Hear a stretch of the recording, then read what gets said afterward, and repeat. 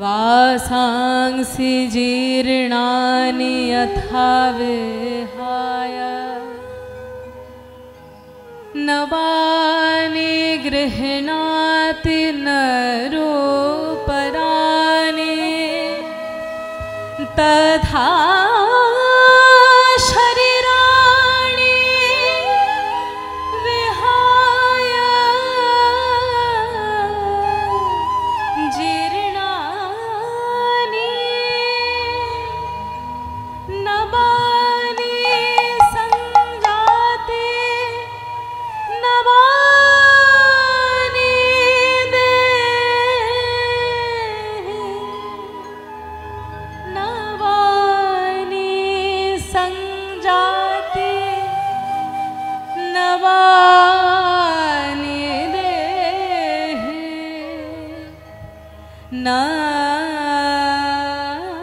नवानि संजाते नवानि देहि। জয় নিতাই। উপস্থিত ভক্তবৃন্দ এবং মায়েদের চরণে আমার কোটি কোটি দণ্ডবত প্রণাম জানাই।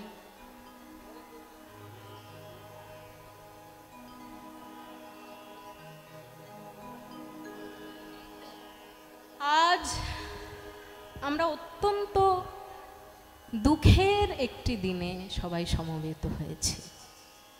দুঃখের দিন, কারণ আমাদের দাদু শ্রী দীনবন্ধু ঘোষ মহাশয় পরলোক গমন করেছেন। আমরা এখানে কীর্তন পরিবেশন করতে এসেছি। আমার বান্ধবী অনন্যা ঘোষ, তার কথায় কোথায় অনন্যা কোথায় কোথায় এদিকে আমাদের বান্ধবী অনন্যা ঘোষ মহাশয়া, তিনি আমাদেরকে ফোন করে মঞ্চে এসো। অনন্যা ঘোষ মহাশয়া মঞ্চে এসো। উঠতে পারবি? আর কোনো অসুবিধা, এখানে উঠলে অসুবিধা নেই। আমাদের অনন্যা ঘোষ মহাশয়া এই কীর্তনের সম্পূর্ণ দায়ভার গ্রহণ করেছে। সম্পূর্ণ দায়ভার, ফোন থেকে শুরু করে সমস্ত আমরা কিভাবে থাকবো কি না থাকবো সমস্ত ব্যবস্থাপনা। এই যে গান শুনছেন আমার এই বান্ধবীর জন্যই শুনছেন। তাই অনন্যা এত বড় চিন্তা মাথায় নিয়ে এত সুন্দরভাবে আপনাদের সামনে অনুষ্ঠান করেছে। তাই ওর উত্তরোত্তর উন্নতির জন্য, ওদের পরিবারের উত্তরোত্তর উন্নতি, সুখ সমৃদ্ধি বৃদ্ধির জন্য এবং শ্রী দীনবন্ধু ঘোষ মহাশয়ের অক্ষয় শ্রীকৃষ্ণ চরণ প্রাপ্তির জন্য একবার সবাই মিলে আমরা শ্রী গুরু প্রেমানন্দে নিতাই গৌর হরি বল।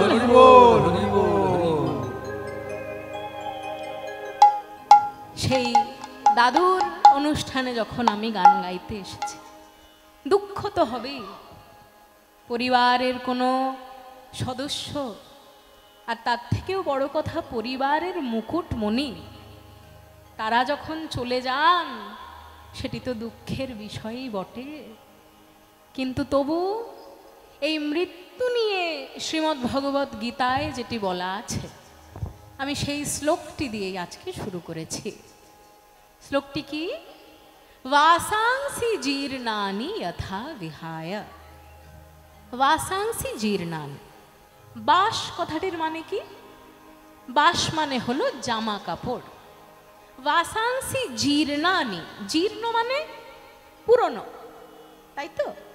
তাহলে वासांसि जीर्णानि यथा विहाय, विहाय মানে পরিত্যাজ্য। পুরনো জামা কাপড় যেমন মানুষের কাছে পরিত্যাজ্য হয়ে ওঠে, নবানি গৃহণাতি নরোপরাণি, পুরনো জামা কাপড় ছেড়ে নবানি গৃহণাতি, নতুন জামা কাপড় নরোপরাণি মানুষেরা পরে থাকেন। তথা শরীরাণি বিহায় জীর্ণানি, দেখবেন কিছুদিন পরেই যখন দুর্গাপুজো আসবে, সবাই পুরনো জামা কাপড় ছেড়ে নতুন জামা কাপড় পরিধান করব।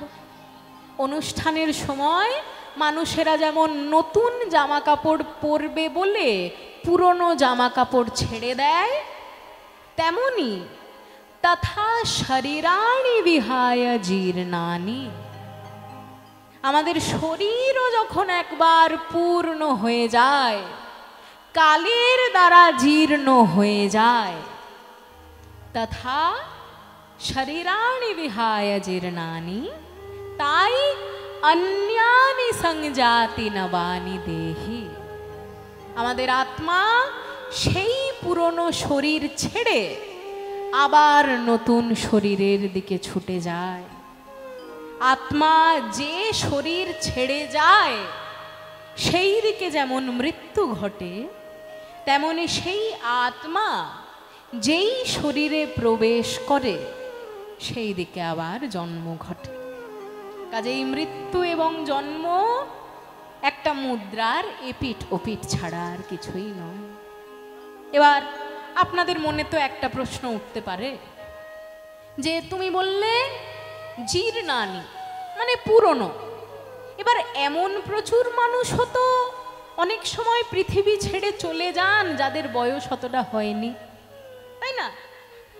আমরা তো কাগজ খুললে মাঝে মাঝেই দেখতে পাই একেবারে সদ্যজাত শিশু মারা গেল, শোনা যায় না? কাজে সেক্ষেত্রে আমি কিভাবে বলতে পারি যে জীর্ণ শরীর? সদ্যজাত, সবে তো জন্মেছে, তার শরীর তো পুরনো হয়নি, তবু তাহলে তাকে শরীর ছেড়ে যেতে হয় কেন? কারণ এক্ষেত্রে পুরনো মানে সময়ের দ্বারা পুরনো নয়, কর্মফলের দ্বারা পুরনো। যদি কারোর কর্মফল অল্প একটু বাকি থেকে যায়, সেই কর্মফলটি পূরণ করার জন্য তাকে আরেকবার জন্ম নিয়ে আসতে হয়। তাই জন্য জীর্ণানি এক্ষেত্রে পুরনো শরীরের জন্য নয়, পুরনো কর্মফলের জন্য। কেমন? একটা উদাহরণ দিই। এই ধরুন যারা মিলিটারিতে কাজ করে, যারা মিলিটারিতে কাজ করে তাদের যেদিন কাজ শেষ হয় সেদিন তাদেরকে তার ইউনিফর্মটা কাজের ওখানে জমা দিয়ে আসতে হয়, বাড়িতে নিয়ে আসতে পারে না। ইউনিফর্ম কাজের জায়গায় জমা দিয়ে তারপর আসতে হয়। কিন্তু ধরুন একজন সেই রকম সৈনিকের আর মাত্র 2 দিন চাকরি বাকি আছে, 2 দিন পরেই তার রিটায়ারমেন্ট। সেই 2 দিন আগে হঠাৎ করে একটা বড় যুদ্ধ লাগলো, সেই যুদ্ধে লড়াই করতে গিয়ে সেই সৈনিকের জামাটা ছিঁড়ে গেছে। এবার ছিঁড়ে যদি যায়, সেই সৈনিক কি এটা বলতে পারবে যে আমার তো আর 2 দিন মাত্র চাকরি আছে, আমি এই ছেঁড়া জামাটাই পরে কাজে চলে যাব? তা তো হবে না। তাকে শুদ্ধ ঠিকঠাক ইউনিফর্ম পরে তবেই আবার পরের দিন কাজে যেতে হবে। তাই নতুন একটা ইউনিফর্ম বাড়িতে এনে সেটা পরে তিনি কাজে যাবেন বটে, কিন্তু তার হাতে কিন্তু সেই ইউনিফর্মটা মাত্র 2 দিনের জন্য এসেছে। 2 দিন যখনই একবার পেরিয়ে যাবে, সেই সৈনিক কি গিয়ে নিজের অফিসে বলতে পারবে যে আর 2 দিন মাত্র আমি এটা ব্যবহার করেছি, বড় মায়া পড়ে গেছে, আমি এটা ছাড়তে পারবো না? সে কি বলতে পারবে? বলতে পারবে না। 2 দিনের জন্য জামা পেলেও তাকে সেই জামা ফেরত দিয়ে আসতে হবে। কেন? কারণ তার সেই জামা পরার মেয়াদ ফুরিয়ে গেছে। তেমনি যদি কারোর জীবনের বা কারোর আত্মার কর্মফল পূর্ণ হয়ে না থাকে, সেই কর্মফল ভোগ করার জন্য তাকে আবার জন্ম নিয়ে আসতে হয়, যতটুকু মেয়াদ ততটুকুর জন্যই। তাই শরীর পুরনো কালের দ্বারা হয় না, সময়ের দ্বারা হয় না, কর্মফলের দ্বারা হয়। তাই আমাদের দাদু পরলোক গমন করেছেন, তার অক্ষয় কৃষ্ণচরণ প্রাপ্তি তো নিশ্চয়ই হবে। তাকে ভালোবেসে তার পরিবারের লোকেরা এত সুন্দর কীর্তনের আয়োজন করেছে। তাকে কত ভালোবাসে তার নাতনি যে এত বড় কীর্তনের আয়োজন করেছে। তাকে কত ভালোবাসে এক নাতনি যে তার বিরহে একটি খুব সুন্দর কবিতা লিখেছে। আমাদের নিবেদিতা দিদি, নিবেদিতা ঘোষ মহাশয়া, তিনি তার দাদুর জন্য একটা খুব সুন্দর কবিতা রচনা করেছেন। সেই কবিতা আমার বান্ধবী অনন্যা আসবে এবং আপনাদের সামনে পড়ে শোনাবে। আয় আয়, কিছু হবে না, আয় আয়, কিছু হবে না। নিবেদিতা দিদি এখানে এসে বসো, আগে ওটা আমরা শুনে নিই, তারপর আমরা লীলায় প্রবেশ করছি। আয়। দাদুর স্মৃতির উদ্দেশ্যে লিখেছে নিবেদিতা দি এবং আপনাদের সামনে আবৃত্তি করে শোনাবে আমার বান্ধবী অনন্যা ঘোষ। আমার অত্যন্ত গর্ব হয় অনন্যাকে নিয়ে। অনন্যা খুব সুন্দর কবিতা আবৃত্তি করতে পারে। আমি জানি না আপনারা কারা শুনেছেন কারা শোনেননি, তাই আজকে আমি ভাবলাম কোনো না কোনোভাবে অনন্যাকে আবৃত্তি করাতেই হবে। আর যখন শুনলাম এত সুন্দর কবিতা লিখেছে দিদি, তখন তো করাতেই হবে। তাই অনন্যার মুখে আপনারা শুনুন কবিতা আবৃত্তি। আয়। তো দাদু আমাদের সদা হাস্যময় ছিল। প্রত্যেকটা গ্রামবাসীর কাছে, প্রত্যেকটা আমাদের পরিবারের প্রত্যেকটা সদস্যের কাছে দাদু যেন বটবৃক্ষের ছায়ার মতো ছিল। তো দাদু আমাদের সকলের নয়নের মণি, আমাদের প্রত্যেকের মনের অনুভূতির প্রকাশটা দিদি লেখার মাধ্যমে ফুটিয়ে তুলেছে। সামান্য, খুব ছোট্ট। তুমি হৃদনন্দনে সঞ্জীবনী, অমর আলোকের মায়া, তুমি সদাচারী সদা হাস্য, বটবৃক্ষের ছায়া। শিব যোগে যে নির্বাণিত পরম মুক্তি খেমে, সে বৈতরণী পার হয়ে যায় বৈকুণ্ঠ ধামে। তুমি নকুলদানার মিষ্টি, তুমি গল্প ঝুলির জাদু, তুমি সেই বৃত্তের পরিধি যার ডাকনাম দাদু। বিবুধিতে তুমি সমাহিত, হৃদ পদ্মে চিরঞ্জীব, তুমি নিকষিত হেম, দীননাথ দৃঢ় গ্রীব। জন্মান্তরের মোহত্যাজি হও দুর্লোকবাসী, তোমার শুভ প্রব্রজ্জা হোক মুক্তি অভিলাষী। তোমার পেলব অবয়ব রইবে সুখ স্মৃতি ছুঁয়ে, তোমার রোপিত এই কাননে থেকো শিরোমণি হয়ে।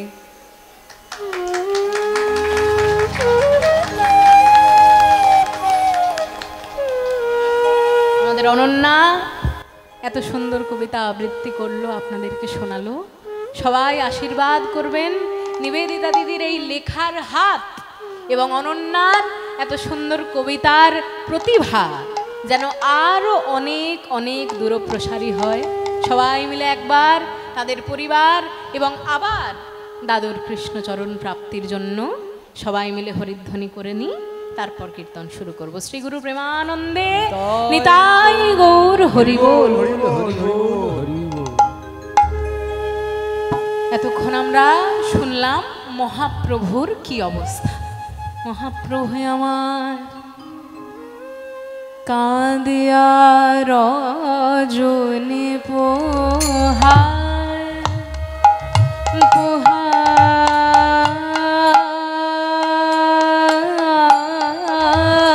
গো, কাঁদিয়া রজনী পোহায়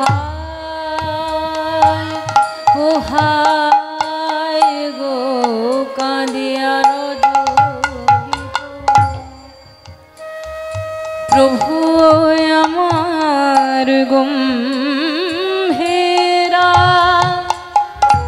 গম্ভীরা ভেতরে গোনারায়, গম্ভীরা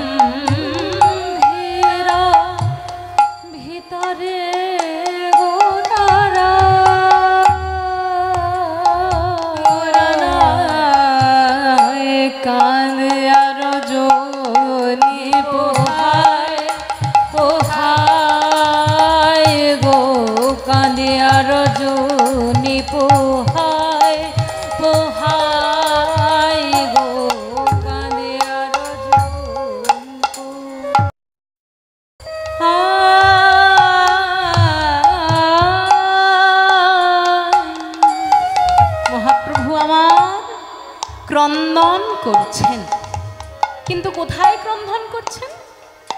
গম্ভীরা ভিতরে গোড়ারায়। মহাপ্রভু কিন্তু আজকে নবদ্বীপ ধামে নেই, নবদ্বীপ ধামে নেই। তাহলে আছেন কোথায়? আছেন নীলাচল ধামে, যাকে আমরা পুরী ধাম বলে জানি। সেই পুরী ধামে মহাপ্রভু আমার রয়েছেন গম্ভীরার ভিতরে। গম্ভীরা মানে কি? গম্ভীরা মানে হলো চোর কুঠুরি বা চোরা কুঠুরি। চোরা কুঠুরি চেনেন তো? আগেকার দিনে বড় লোকদের বাড়িতে দেওয়ালের সঙ্গে লাগানো একটা একটা ছোট ঘর বানানো হতো। সেই দেওয়ালের গায়ে যে দরজা, সেটা বাইরে থেকে অনেক সময় দেখা যেত না। ওই ছোট্ট ঘরের ভিতরে বাড়ির যত দামি দামি জিনিসপত্র, যত সোনা দানা দলিল দস্তাবেজ টাকা পয়সা, সমস্ত কিছু ওই গম্ভীরার ভিতরে রাখা হতো। তাই মহাপ্রভু আমার আজকে গম্ভীরার ভিতরে ক্রন্দন করছেন। কিন্তু কার গম্ভীরা? মহাপ্রভু তো সন্ন্যাসী মানুষ, সন্ন্যাসী মানুষের তো বাড়ি ঘরদোর থাকে না। তাহলে নিজের গম্ভীরা থাকার মহাপ্রভুর কোনো প্রশ্নই ওঠে না, কারণ বাড়ি থাকলে তবে তো চোরকুঠুরি হবে। মহাপ্রভু তো সন্ন্যাসী, তাই বাড়ি নেই। তাহলে কার বাড়ির চোরকুঠুরিতে তিনি রয়েছেন? সেই যুগে উড়িষ্যার রাজগুরুদেব, সেই যুগে উড়িষ্যার রাজা শ্রী প্রতাপ রুদ্র মহাশয়, এবং তার যিনি রাজগুরু অর্থাৎ রাজার যিনি গুরুদেব, তার নাম শ্রী কাশীনাথ মিশ্র মহাশয়। সেই কাশীনাথ মিশ্র মহাশয় বললেন, ওগো নীলাচলবাসী, আমার গম্ভীরার ভিতরে দামি দামি যা জিনিস রয়েছে সব কিছু ধরে বের করে এনে এই নীলাচলবাসীর মধ্যে বিতরণ করে দাও। আর আমার গম্ভীরা যখন ফাঁকা হয়ে যাবে, সেই ফাঁকা গম্ভীরার ভিতরে আমাদের উড়িষ্যার সব থেকে বড় রত্ন সেই শ্রীকৃষ্ণ চৈতন্য মহাপ্রভুকেই আমার গম্ভীরার ভিতরে থাকতে দিও। গম্ভীরা গম্ভীরা ভেতরে গোরারায় কাঁদিয়া রজনী পোহায় পোহায় গো, কাঁদিয়া রজনী পোহায় পোহায় গো, কাঁদিয়া রজনী পোহায়। কিন্তু মহাপ্রভু তো আমার একা একা ক্রন্দন করছেন না। হ্যাঁ গো মায়েরা, বলছি যখন মনে আমাদের কষ্ট হয়, তখন আমরা কার কাছে ছুটে গিয়ে সেই কষ্টের কথা বলি বলুন দেখি? কার কাছে? এই ধরুন আপনাদের মনে যদি খুব চিন্তা কিছু চলে বা খুব মনের ভিতর কোনো কষ্ট চলছে, সেই কষ্টটা গিয়ে আপনারা কাকে বলেন? কাকে বলেন? কাকে বলুন? কাকে বলেন মনের কষ্ট? কেউ কেউ বলবেন আমরা মনের কষ্ট ভগবানকে গিয়ে বলি। তা কি ঠিক? সবার আগেই কি মানুষ ভগবানের কাছে গিয়ে বলে? বলে না। কিন্তু যখন মানুষ জেনে যায় যে ভগবান ছাড়া আর কেউই সারা জীবন আমাদের সঙ্গে সঙ্গ দেবে এমন নেই, তখন গিয়ে ভগবানের কাছে বলে। কেন? কারণ ভগবান হলেন আমাদের পরম বন্ধু। বন্ধু। তাই সবার আগে মানুষ নিজের মনের কষ্ট নিজের বন্ধুদেরকে গিয়ে বলে। কিরে অনন্যা, কোথায় গেলি রে? কি তাই তো? সবার আগে মানুষ নিজের মনের কষ্ট বন্ধুদেরকে গিয়ে বলে। তাই মহাপ্রভুও নিজের ক্লাসমেটের কাছে গিয়ে নিজের কষ্টের কথা বলছেন। মহাপ্রভুর এই ক্লাসমেটের নাম কি? নাম হলো পুরুষোত্তম আচার্য। মহাপ্রভুর ক্লাসমেট, ছোটবেলা থেকে পড়াশোনা করেছেন মহাপ্রভুর সঙ্গে। সেই ক্লাসমেট, সেই সহপাঠী যখন জানতে পারলেন মহাপ্রভু সন্ন্যাস নিয়ে চলে যাচ্ছেন, তিনি মনে মনে ভাবলেন, আমি তাহলে নদিয়ায় থেকে করবটা কি? আমার বন্ধুই যদি আমায় ছেড়ে সন্ন্যাস নিয়ে নেয়, তাহলে আমি এখানে থেকে কি করব? আমার মনের ভিতর যখন কোনো কষ্ট হবে, কোন বন্ধুকে আমি গিয়ে জানাবো? তাই আমিও আর বাড়িতে থাকবো না, আমিও বাড়ি ছেড়ে সন্ন্যাস গ্রহণ করব। তাই সেই পুরুষোত্তম আচার্য চলে গেলেন বেনারস ধামে। মহাপ্রভু আমার দুটি জিনিস বড় ভালোবাসেন, প্রথম পড়াশোনা এবং দ্বিতীয় সঙ্গীত চর্চা। তাই শাস্ত্র চর্চা এবং সঙ্গীত চর্চা দুটি জিনিসই একসঙ্গে হয় ভারতবর্ষের সেই বেনারস ধামে। তাই সেই বেনারস ধামে গিয়ে পুরুষোত্তম আচার্য শাস্ত্র চর্চা সঙ্গীত চর্চা করে সন্ন্যাস গ্রহণ করলেন। সন্ন্যাস গ্রহণ করার পর পুরুষোত্তম আচার্যের নাম হয়ে গেল স্বরূপ দামোদর। স্বরূপ দামোদর। এবার স্বরূপ দামোদর নামটা যদি আমি বলি, তাহলে আপনাদের কি মনে হবে? যে স্বরূপটা নাম আর দামোদরটা সারনেম, নাকি? মানে স্বরূপটা নাম আর দামোদরটা পদবী, এটাই তো আপনাদের মনে হবে। এই যেমন ধরুন, আমার নাম সুনন্দা ভট্টাচার্য, সুনন্দা নাম, ভট্টাচার্য সারনেম। আমার বান্ধবীর নাম অনন্যা ঘোষ, অনন্যা নাম, ঘোষটা সারনেম। তাহলে স্বরূপ দামোদর, স্বরূপটা নাম আর দামোদরটা সারনেম, এটা যদি আপনারা ভাবেন তাহলে আপনারা ভুল ভাবছেন। কেন? কারণ সন্ন্যাসের পর তার নাম হয়েছিল দামোদর। দামোদরটা তার নতুন নাম। তাহলে স্বরূপ নামটা আগে এলো কেন? সন্ন্যাসের ভাষায় যে সমস্ত সন্ন্যাসীরা সন্ন্যাস গ্রহণ করার পরে গেরুয়া বসন পরিধান করেন না, স্বামী বিবেকানন্দের যখন ছবি দেখবেন তখন দেখবেন গেরুয়া বসন মাথা থেকে পা পর্যন্ত পরিধান করেছেন। কেন? কারণ গেরুয়া হলো ত্যাগের প্রতীক। সন্ন্যাসীরা সমস্ত কিছু ত্যাগ করে তারপরে তো সন্ন্যাস ধর্ম পালন করেন। তাই সেই গেরুয়া বসন যারা পরিধান করতেন না, সন্ন্যাসের ভাষায় তাদেরকে বলা হতো স্বরূপ। সেই জন্য নামের শুরুতে বলা হয় স্বরূপ, কারণ তিনি সন্ন্যাসের পরেও গেরুয়া বসন পরিধান করেননি। এই হলেন আমাদের স্বরূপ দামোদর।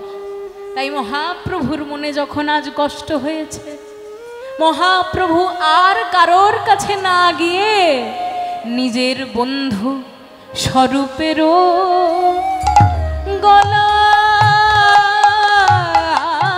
ধরে গোরার দুনয়নে বহে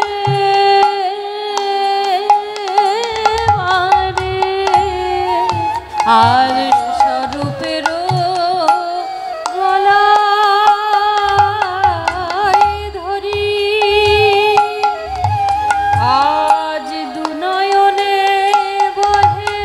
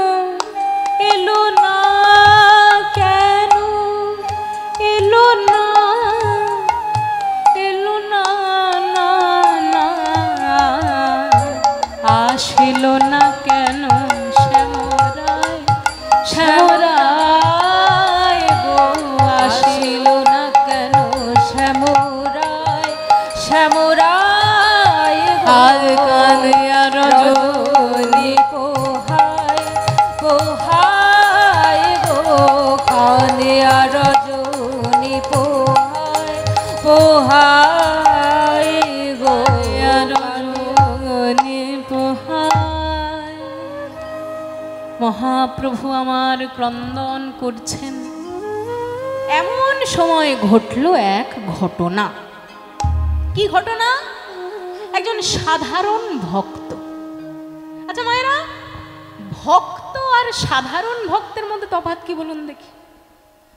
ভক্তরা সমস্ত ভাবনা ছেড়ে শুধুমাত্র ভগবানের চিন্তা করে, আর সাধারণ ভক্ত আর সমস্ত চিন্তা করার পর ভগবানের চিন্তাটুকুও করে। তাই ইনি হলেন সাধারণ ভক্ত। কেন?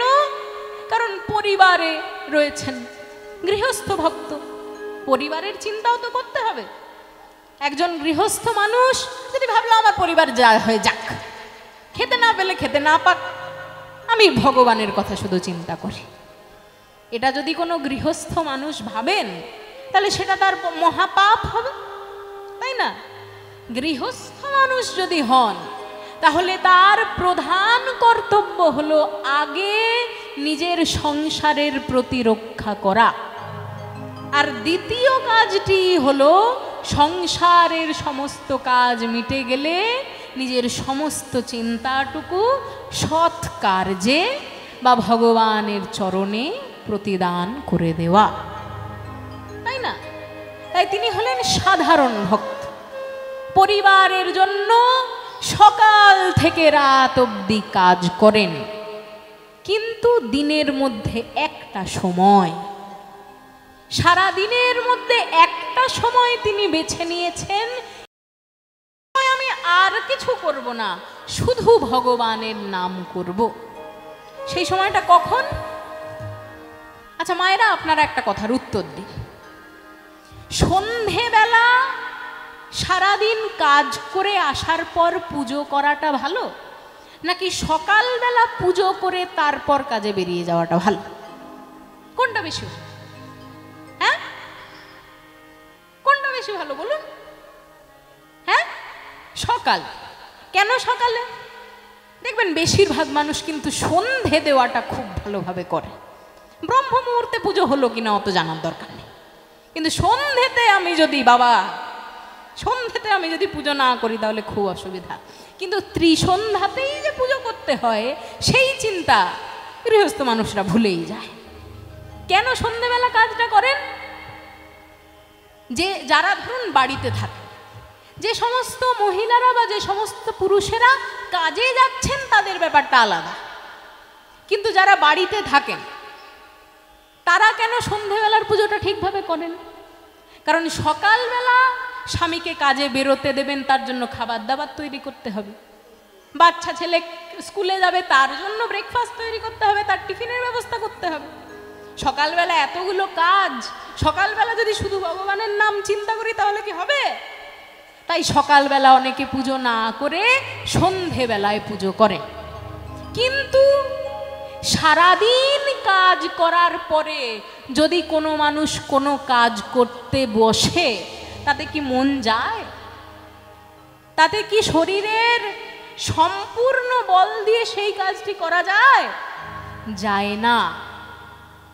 কারণ সারাদিনের ক্লান্তি যদি আপনার একবার চলে আসে তাহলে তো পুজো মন দিয়ে করা যাবে না।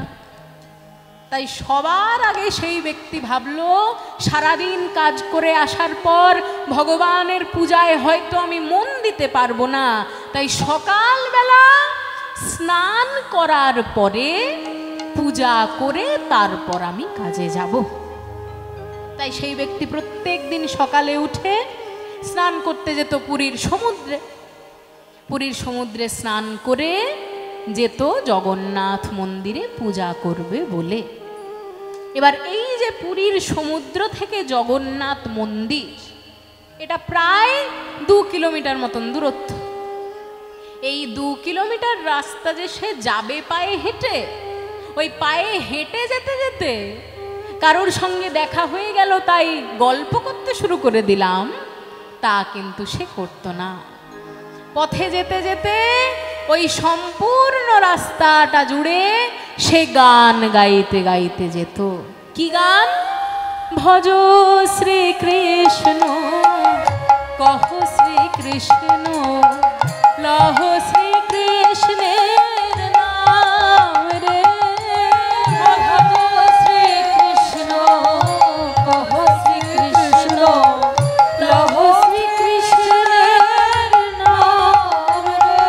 ও যে জন শ্রীকৃষ্ণ ভজে সে হয় আমার প্রাণ রে। যে জন শ্রীকৃষ্ণ ভজে সে হয় আমার প্রাণ রে। দেখো মায়েরা, বলছি একজন মানুষ কীর্তন করা ভালো নাকি অনেকজন মানুষ কীর্তন করা ভালো? কি বলুন, একজন মানুষ কীর্তন করা ভালো নাকি অনেকে মিলে কীর্তন করা ভালো? অনেকে মিলে কীর্তন করা ভালো, কারণ তাতেই সম্যক রূপে কীর্তন বা সংকীর্তনটা পূর্ণ হয়। তাই আমি একা যতক্ষণ গান গাইবো তা তো গাইবই, কিন্তু যে গানগুলো আপনারা জানেন সেগুলোই তো একটু আপনাদেরকেও সঙ্গ দিতে হবে। তাই আপনারা সবাই মিলে একবার গান দেখি, গাইবেন? কারা কারা গাইবেন হাত তুলুন দেখি। বাহ, সামনের মারা গাইবে, পিছন দিকে আপনারা, বলে আপনারাও গাইবেন তো? আপনারাও গাইবেন, কিন্তু শুনুন, শুধুমাত্র শ্রীকৃষ্ণের নাম ধরে ডাকাডাকি তো আমরা করব না। শ্রীকৃষ্ণ কলিযুগে যে রূপে নেমে এলেন সেই রূপের কীর্তনও তো আমাদেরকে করতে হবে। আপনার জন্য যদি বাড়িতে কোনো অঘটন ঘটে তাহলে আপনি কাকে ডাকবেন? আপনার দূর সম্পর্কের দূরে থাকা আত্মীয়কে ডাকবেন, নাকি আপনার পাশের বাড়িতে আপনার প্রতিবেশীকে ডাকবেন? প্রতিবেশীকে, কারণ কি বলা হয়, প্রতিবেশী হলো সর্বপ্রথম আত্মীয়। প্রথম আত্মীয় হলো প্রতিবেশী। তাই কাছাকাছি যে থাকে তার কাছে ডাকটা আগে যায়, তারপর যে দূরে থাকে তার কাছে ডাকটা যায়। এবার আমরা এখন রয়েছি কোন যুগে? কলিযুগে। ভাই কলিযুগে যখন আছি, কলিযুগে থেকে কলিযুগের ভগবানকে যদি ডাকি সেটাই তো তাড়াতাড়ি ডাকাটা হবে নাকি? কলিযুগে থেকে দাপর যুগের ভগবানকেও ডাকা যাবে, কিন্তু সেই দাপর যুগের ভগবানই তো কলিজীবকে কৃপা করার জন্য কলিযুগে নেমে এলেন। তাই সেই কলিযুগের অবতার নিয়ে আমরা একবার গান গাই, সবাই মিলে গান দেখি। ভজ গৌরাঙ্গ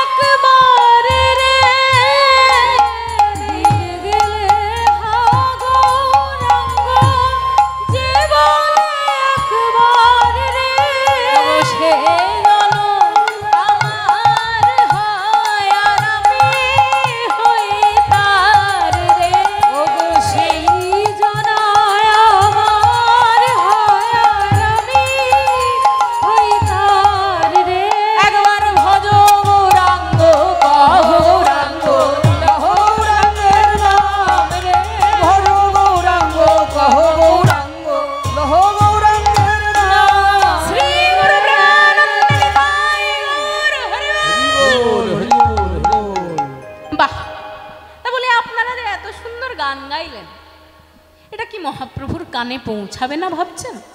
ঠিক পৌঁছাবে। কেন জানেন? কারণ যে ব্যক্তি যে জিনিস ভালোবাসে তার আলোচনা যদি 10 কিলোমিটার দূরে হয় তবুও তার কানে পৌঁছে যায়। কেমন? উদাহরণ দিই।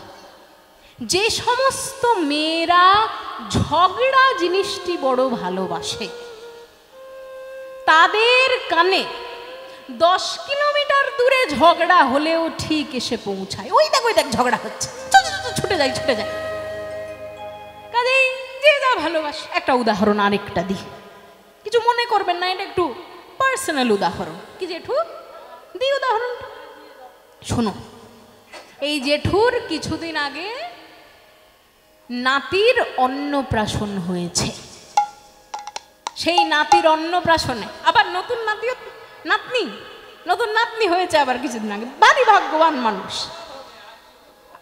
আচ্ছা ঠিক আছে, সে পরে দেখা যাবে। তার নাতির যে অন্নপ্রাশন হলো, সেই অন্নপ্রাশনে কাকে ডাকা হবে, কি কি খাওয়ানো হবে, সেই সমস্ত কিছুর আলোচনা পরিবারের লোকেরা করছে। তাই এনার ছেলে, এনার যত ভাইপো সবাই মিলে এক জায়গায় জড়ো হয়ে আলোচনা করছে কি কি খাবার হবে। সব আলোচনাটি এনার সামনে করা হলো, কিন্তু মিষ্টি কি কি আনা হবে সেই আলোচনা এনার সামনে হয়নি। কেন? কারণ জেঠুর ডায়াবেটিস রয়েছে, প্রায় 5-6 বছর ধরে ডায়াবেটিসের পেশেন্ট। এবার মিষ্টির আলোচনা যদি করা হয় তাহলে জেঠুর মনে কষ্ট লাগবে, তো তাই জেঠুর সামনে সেই আলোচনা হয়নি। যেই জেঠু বাড়ি থেকে একবার বাইরে বেরিয়েছেন, অমনি বাড়ির লোকেরা দরজা জানলা বন্ধ করে দিয়েছে। দরজা জানলা বন্ধ করে কত কেজি মিষ্টি আনা হবে, কটার সময় আনা হবে, সব আলোচনা করে রেখেছে। এরপর যেদিন এনার নাতির অন্নপ্রাশন, সকাল 9টার সময় মিষ্টি আসার কথা, তাই 10টার সময় বাড়ির ছেলেরা ভাবলো চল এবার ভাড়ার ঘরে গিয়ে দেখে আসি মিষ্টিটা ঠিকঠাক এসেছে কিনা। ও বাবা, 10টার সময় গিয়ে কি দেখে জানেন? Rasgulla 99 KG, pantua 99 KG. কি ব্যাপার? আমরা তো 100 কেজি করে আনিয়েছিলাম। 99 কেজি কি হলো? ব্যাপারটা তো ঠিক মাথায় আসছে না। যেই না ভাবা হয়েছে, অমনি ভাড়ার ঘরের একটা অন্ধকার কোণা থেকে এই জেঠু বেরিয়ে ভেবেছিলি নাকি আমার সামনে আলোচনা করবি না, তার মানে কি আমি শুনতেও পাবো না? সব শুনতে পেয়েছিলাম।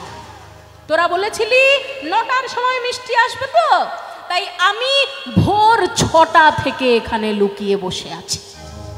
মিষ্টি এসেছে আর আমি 1 কেজি করে একটু চেখে দেখেছি মিষ্টিটা ঠিক আছে কিনা। কাজেই যে যা জিনিস ভালোবাসে তার আলোচনা ফিস ফিস করে হলেও তার কানে চলে যায়। তা মহাপ্রভু তো আমার শ্রীকৃষ্ণ কীর্তনের থেকে বেশি আর কিছুই ভালোবাসেন না। তাই একজন ভক্ত যখন পথ দিয়ে শ্রীকৃষ্ণের নাম নিতে নিতে যাচ্ছে, মহাপ্রভু আমার পাগলের মতো ছুটে গিয়ে সেই ব্যক্তির 2টি চরণ বুকে জড়িয়ে ধরলেন।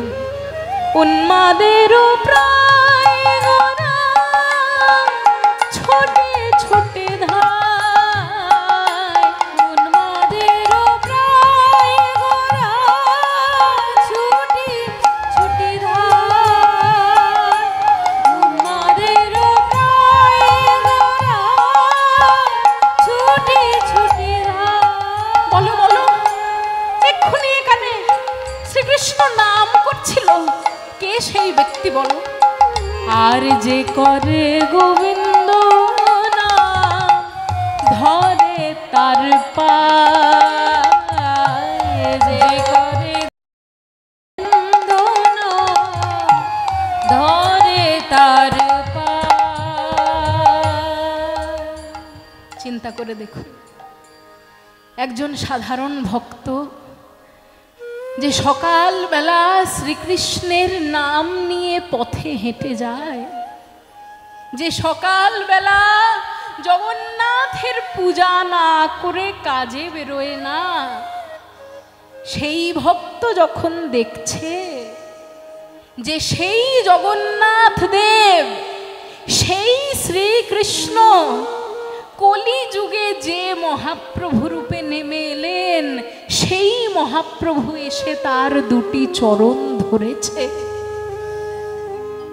তার কি অবস্থা হবে?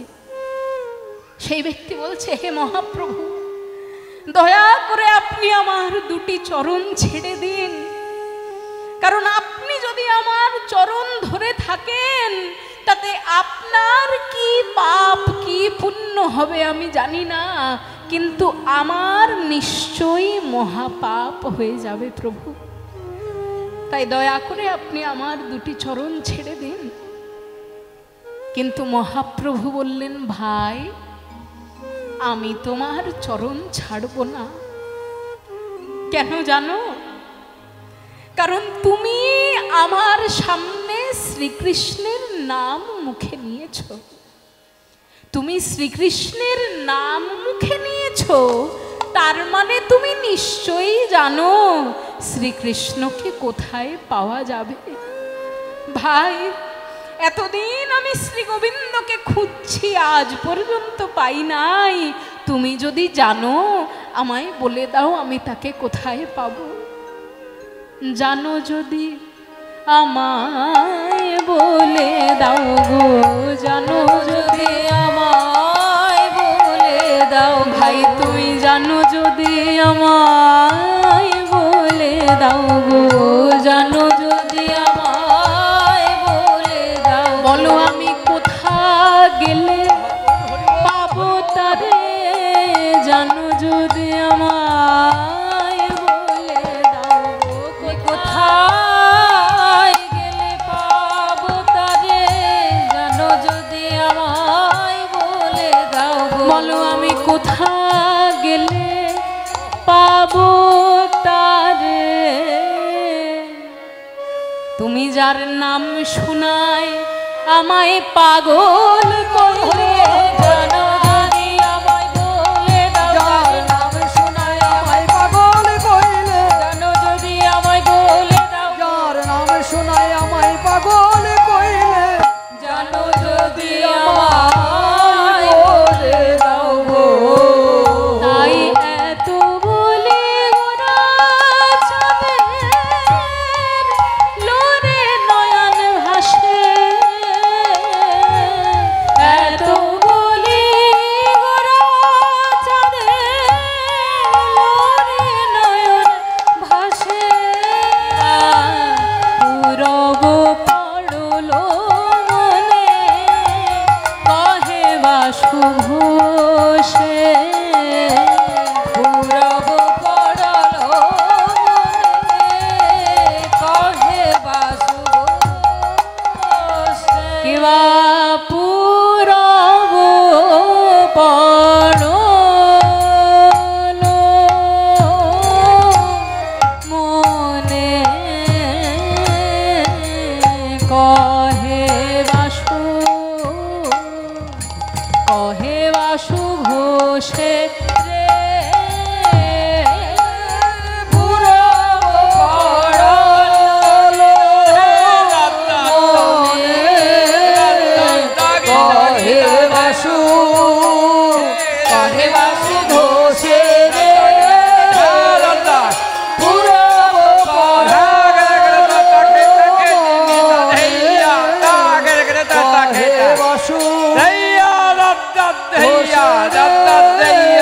পুরব পড়ল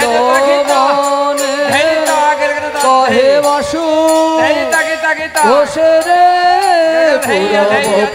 পড়ল মনে কহে বাসু ঘোষে রে, পুরব পড়ল মনে কহে বাসু ঘোষে রে, পুরব পড়ল মনে কহে বাসু ঘোষে রে, পুরব পড়ল কহে বাসু পুরব পড়ল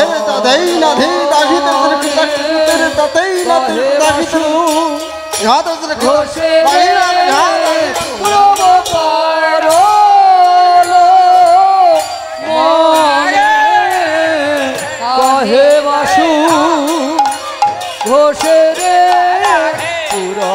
কহে বাসু ঘোষে রে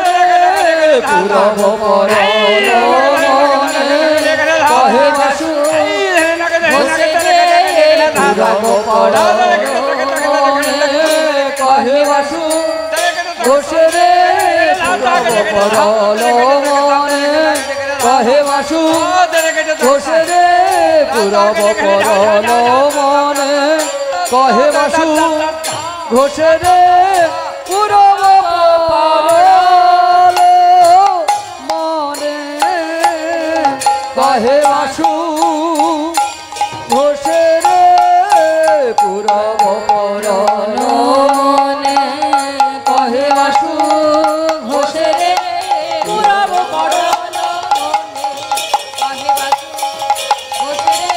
পুরব পড়ল মনে কহে বাসু ঘোষে রে পুরব পড়ল মনে কহে বাসু ঘোষে রে পুরব পড়ল মনে কহে বাসু ঘোষে রে আর পুরব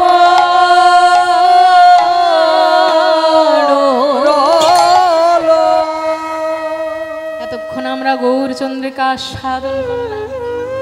এবার নিজেদের মনগুলোকে নিয়ে একবার শ্রীকৃষ্ণের লীলাধাম শ্রী বৃন্দাবন ধামে নিয়ে যেতে হবে। তা মায়েরা যাবেন নাকি বৃন্দাবন? কারা কারা যাবেন আরেকবার হাত তুলুন দেখি। সবাই ঠিক আছে, তাহলে হাত তুলতে হবে। এবার দেখুন, এতগুলো মানুষের তো বৃন্দাবন যাওয়া সহজ কথা নয়। প্রথম কথা কি বলা হয়, কোন তীর্থে যাওয়ার জন্য হাতে কড়ি পায়ে বল তবে যাবি নীলাচল।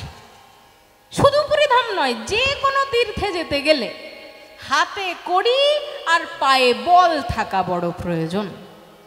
তা বেশিরভাগ মায়েদেরই পায়ে বল জিনিসটি কিন্তু খুব কম বয়সেই ক্ষয় হয়ে যায়, তাই না?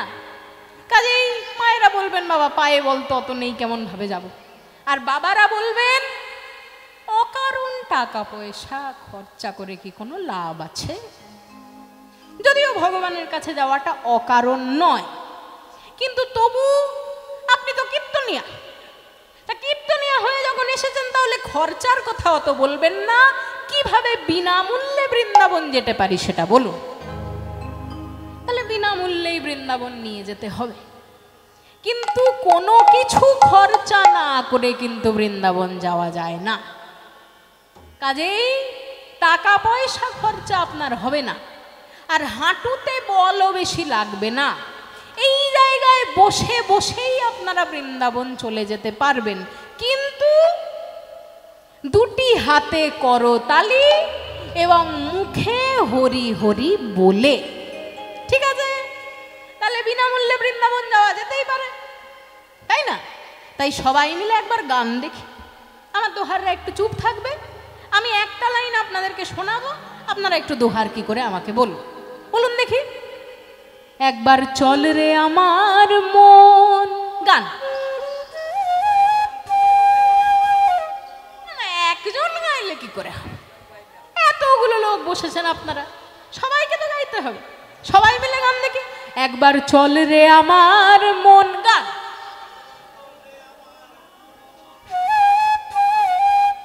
না, গলায় জোর নেই। জোর না থাকলে কেমন ভাবে গান গাইবে? এই জেঠুর গলায় এমন জোর যে আপনাদের সবার গলার থেকে বেশি জোরে এই জেঠুর গলা শোনা যাচ্ছে। কেন শোনা যাবে? আপনারা সবাই মিলে একবার গেয়ে দিন দেখি। একবার চল রে আমার মন, গান। তবু চলে যাবে, চলে যাবে। তাহলে এতেই চালাই নাকি? এতেই চালাই। সবাই মিলে দুটি হাতে অন্তত করতালি যেন না থামে। ঠিক আছে, তাহলে সবাই মিলে বৃন্দাবন যাব। একবার চল রে আমার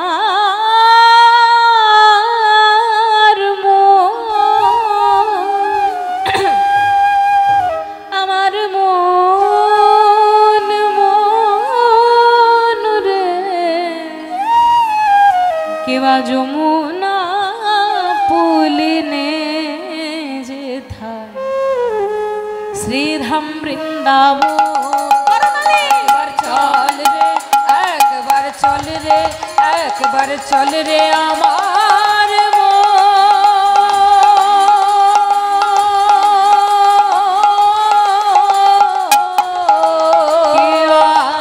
যমুনা পুলিনে যেথায় শ্রীধাম বৃন্দাবন। একবার চল রে, একবার চল রে, একবার চল রে আমার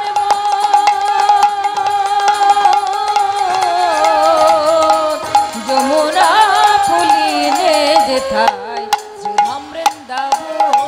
সেথা শ্যাম গিরিধারী শ্যাম নয়ন আর গোপী প্রাণরাম। সেথা শ্যাম গিরিধারী শ্যাম নয়ন আর গোপী প্রাণরাম। শ্যাম কুণ্ড রাধা শ্যাম কুণ্ড রাধা সেথা শ্যাম কুণ্ড রাধা সেথা শ্যাম কুণ্ড রাধা কুণ্ড। দেখবে রাধা, হ্যালো বলি রাধারানীর পাশে কাকে দেখবো? কাকে দেখবেন? শ্যাম। তা শ্যামকে দেখার যখন এত ইচ্ছা, তখন শ্যামের কয়েকটা নাম বলুন দেখি। নাম বলুন কয়েকটা, বলুন বলুন। কৃষ্ণকে দেখার যখন এত ইচ্ছা, কৃষ্ণের তো 108টা নাম, 108টার মধ্যে কয়েকটা নাম বলুন বলুন। হ্যাঁ, নন্দসুত, আচ্ছা, আর হ্যাঁ মধুসূদন, আর হ্যাঁ দামোদর, আর মধুসূদন হয়ে গেল, আর হ্যাঁ রাখাল রাজা, ঠিক আছে। আচ্ছা, 5 অক্ষরের নাম অব্দি গেছি, এবার একটু 6 অক্ষরের নামে চলুন দেখি। 6 অক্ষরের নাম একটা বলুন দেখি। মদন দেবতাকে দমন করেছিল বলে শ্রীকৃষ্ণের নাম কি হয়েছিল? মদন মোহন। তাই দেখবে রাধা মদন মোহা, রাধা মদন মোহন, রাধা মদন মোহন, রাধা মদন মোহন, যমুনা পুলিনে যেথায় শ্রীধাম বৃন্দাবন। একবার চল রে, একবার চল রে আমার যমুনা পুলিনে যেথায় মধুর বৃন্দাবন। চলো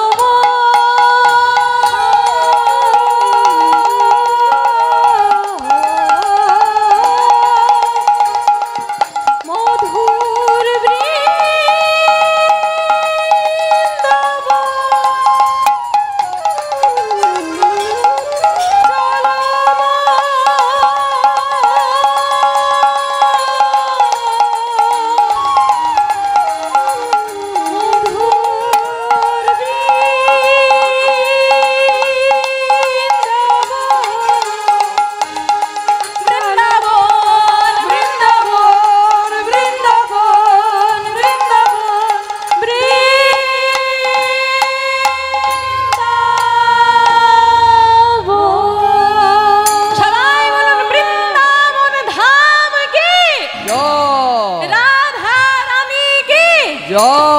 গোস্বামী বৃন্দ কি, প্রভু কালাচাঁদ মন্দির কি, পাবন পাবন শ্রী গুরু মহারাজ কি। বৃন্দাবনং সখি ভুবো বিতনোতি কীর্তি, यद्देवकी सुतपदाम्बुजलब्धलक्ष्मीः गोविन्दवेणुमनमत्तमयूरनृत्यं प्रेक्ष्यादृशान् वबरतान्य समस्तसत्त्वम्। वृन्दावनं सखि भुवो वितनोति कीर्ति। অর্থাৎ বৃন্দাবনের কীর্তি সারা জগতে ছড়িয়ে পড়েছে। সেই বৃন্দাবন কেমন? यद देवकी सुतपदाम्बुजलब्धलक्ष्मी, সেই বৃন্দাবন স্বয়ং যশোদানন্দন কৃষ্ণের দুটি চরণ লক্ষ্মী রূপে লাভ করেছে। লক্ষ্মীর পূজা বৃন্দাবনকে আর আলাদা করে করতে হলো না। যশোদানন্দন যখন একবার বৃন্দাবনে এলেন, যশোলক্ষ্মী, ধনলক্ষ্মী, রাজলক্ষ্মী সব বৃন্দাবনে এসে স্থাপিত হলো। তারপর গোবিন্দ বেণুমনমত্ত ময়ূর নৃত্যম, গোবিন্দ যখন একবার বংশীধ্বনি করতেন বৃন্দাবনে, সমস্ত ময়ূরেরা ভাবত বুঝি আকাশে মেঘ গুরগুর করছে, তাই এত সুন্দর আওয়াজ। তাই বংশীধ্বনিকে মেঘের আওয়াজ মনে করে ময়ূরেরা পেখম তুলে নাচতে শুরু করে দিত। এবং প্রেক্ষাদৃশান ববরতান্য সমস্ত সত্বম, এমন সুন্দর বৃন্দাবনের সৌন্দর্য দেখে ভক্তদের দুটি নয়ন আনন্দে পরিপূর্ণ হয়ে উঠত। এমন সুন্দর আনন্দময় বৃন্দাবন ধাম। কিন্তু আজ বৃন্দাবনে আনন্দের লেশ মাত্র পাওয়া যায় না। কেন? কারণ গোবিন্দ আমার ব্রজ ছেড়ে চলে গেছেন। গোবিন্দ ব্রজ ছেড়ে চলে গেছেন। রাধারানীর যে বিরহ,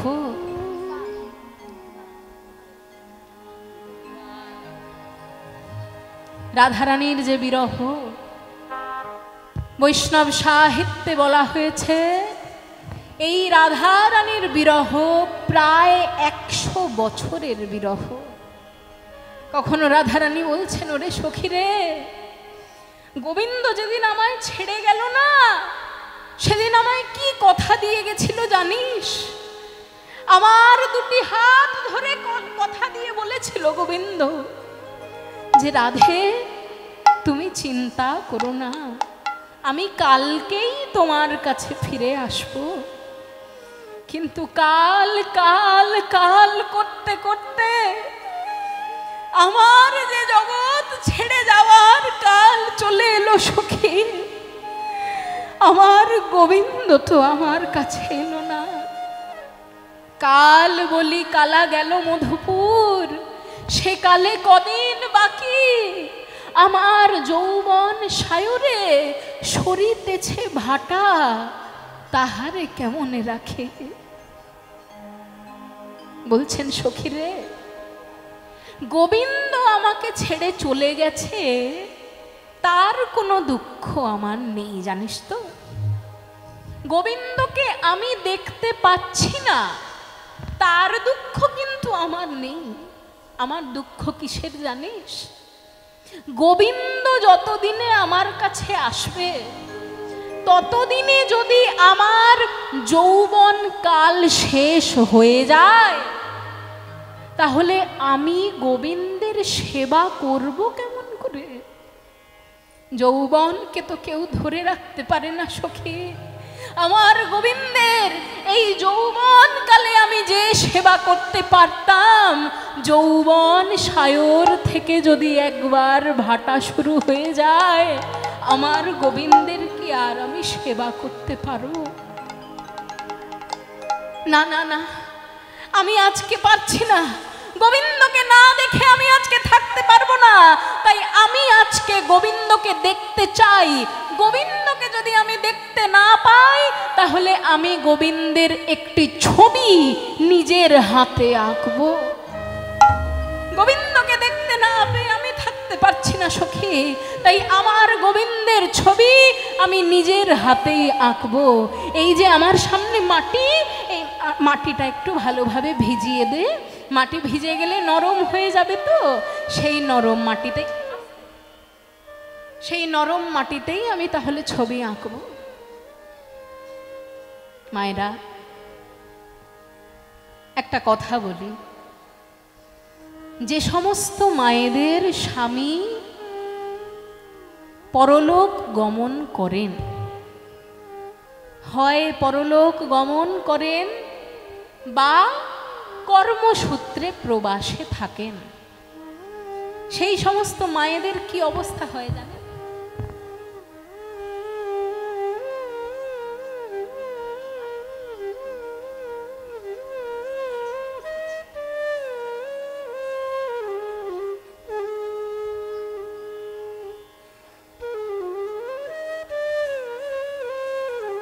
তাই যে সমস্ত মায়েদের স্বামীরা পরলোক গমন করেন বা কর্মসূত্রে দূরে থাকেন, সেই স্ত্রীদের কি অবস্থা হয় জানেন? সারাদিন ধরে তো স্বামীকে কাছে দেখতে পান না, তাই সারাদিন চলে যাওয়ার পর স্বামীর ছবিটা যেখানে থাকে সেই ছবির কাছে তারা চলে যান। সারাদিনের দুঃখ কষ্ট যন্ত্রণা সহ্য করে করে দিনের শেষে স্বামীর সেই ছবির সামনে গিয়ে নিজের সমস্ত দুঃখের কথা বলেন। ছবিটির দিকে তাকিয়ে বলেন, ওগো আজ যদি তুমি আমার কাছে থাকতে, তাহলে কি আর আমায় সংসারের এই সমস্ত দুঃখ দেখতে হতো? আমাকে কি এই জগতের এমন কুৎসিত ভয়াবহ মুখ দেখতে হতো? তুমি যদি আমার কাছে থাকতে তবে আমার এত কষ্ট হতো না। তুমি যখন গেলে আমায় কেন সঙ্গে করে নিয়ে গেলে না বলো? তাই যে সমস্ত মায়েদের স্বামী কাছে থাকেন না, সেই মায়েদের কাছে সেই স্বামীর ছবি বা স্বামীর কোনো বস্তুই স্বামীর অভাব পূরণ করেন। তাই রাধারানী যখন আমার কাছে নেই গোবিন্দের, রাধারানী বললেন, আজ আমি গোবিন্দকে দেখতে চাই। গোবিন্দের কাছে যাওয়া তো সম্ভব নয়, তাই আমি গোবিন্দের একটা ছবি আঁকবো। এই ভেজা মাটিতে আমি গোবিন্দের ছবি আঁকবো সখী। আমি আজকে গোবিন্দের ছবি নিজের হাতেই আঁকবো। তাই রাধারানী আমার মায়েরা একটি গান গাইতে চলেছে, সবাই মন দিয়ে শ্রবণ করবেন। গানটি হলো, কৃষ্ণ কৃষ্ণ বলি কাঁদে বাহু তুলি, প্রাণ বধূ গেল কোথা, মৃত্তিকা উপরে মূরতি আঁকিয়া, তার শনে কহে কথা। মন দিয়ে শোনো। আর কেবা কেবা কৃষ্ণ কৃষ্ণ ও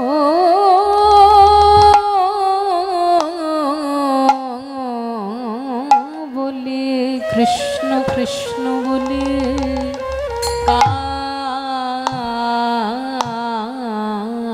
কাঁদে বাহু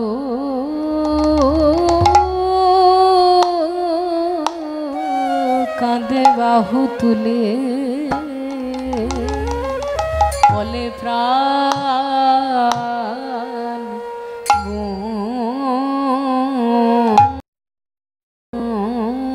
বন্ধু, আমার প্রাণ বন্ধু গেল কোথা,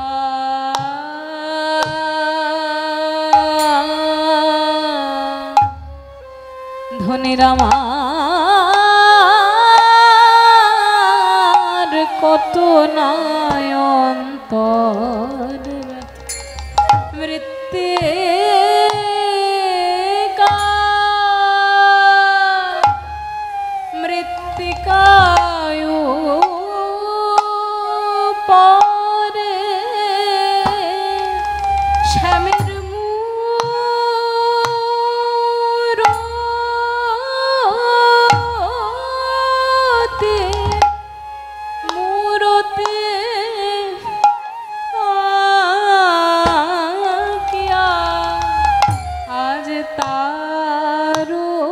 সনে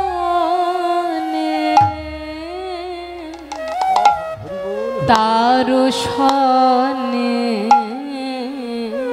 কহে কহে কথা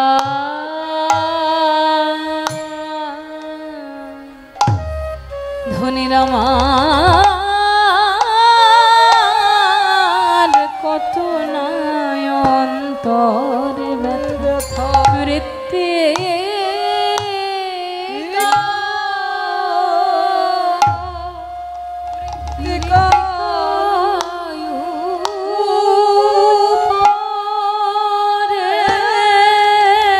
পরাণ বধূ একবার হরি বল হরি বল। একবার কথা কহে কিবা রেতে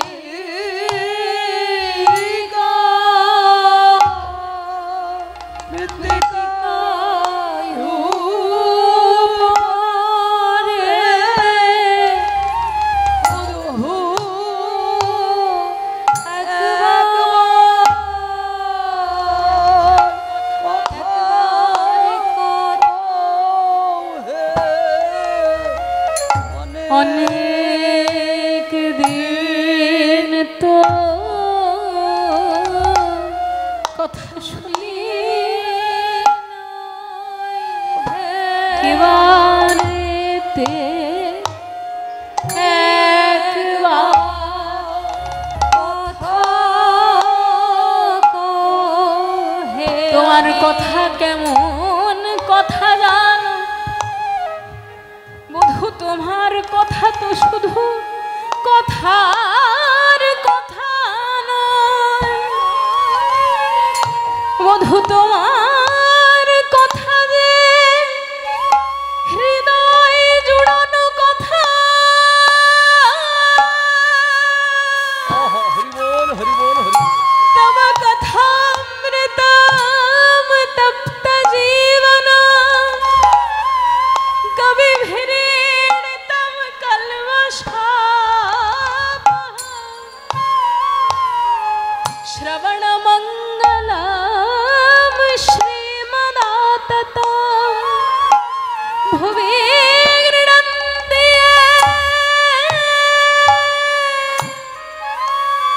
ভূরিদা জনা ওগো কৃষ্ণের মধুর বাণী অমৃতের তরঙ্গিনী তার প্রবেশ নাহি যে শ্রবণে ওগো কানা কড়ি ছিদ্র সম আস্তে বাঁশিটা একটু কম করো। কানা কড়ি ছিদ্র সম জানিও সেই শ্রবণ ওগো তার জন্ম হইল অকারণে বলি পরাণ বধূ একবার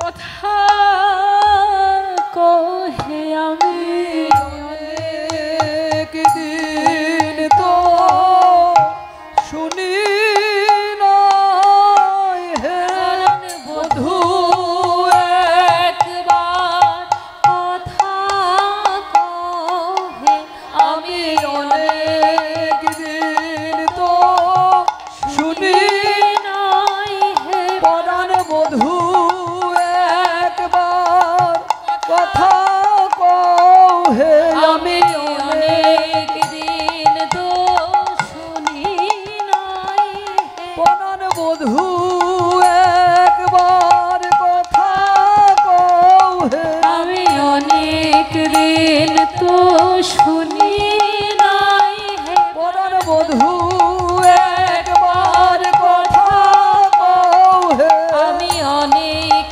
দিন তো শুনি নাই হে পরাণ বধূ একবার কথা কহে একদিন তো শুনি নাই হে ও হে আমার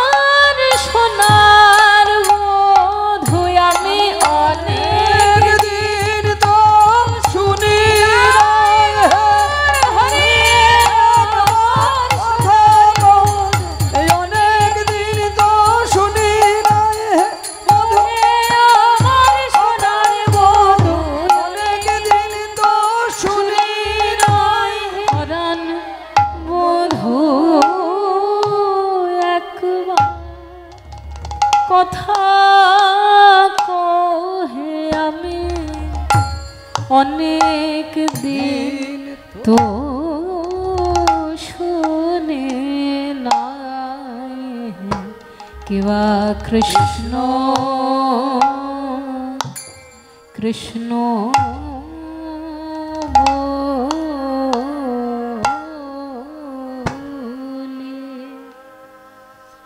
কৃষ্ণ কৃষ্ণ বলে কাঁদে বাহু তুলি বলে প্রাণ বধু গেল কোথা কিবা মৃত্তিকায় উপরে মূরতি আঁকিয়া তার সনে কহে কথা।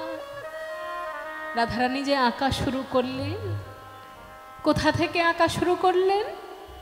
কিবা আঁকিয়া সে কোটি পরাইল ধটে কত না যতনে প্যারে কিবা আঁকিয়া সে কোটি পরাইল ধটে কত না যতন করি আর নাভি সরোবর আঁকিল তার পর নাভি সরোবর আঁকিল তার পর যতন করে কত না যতন করি।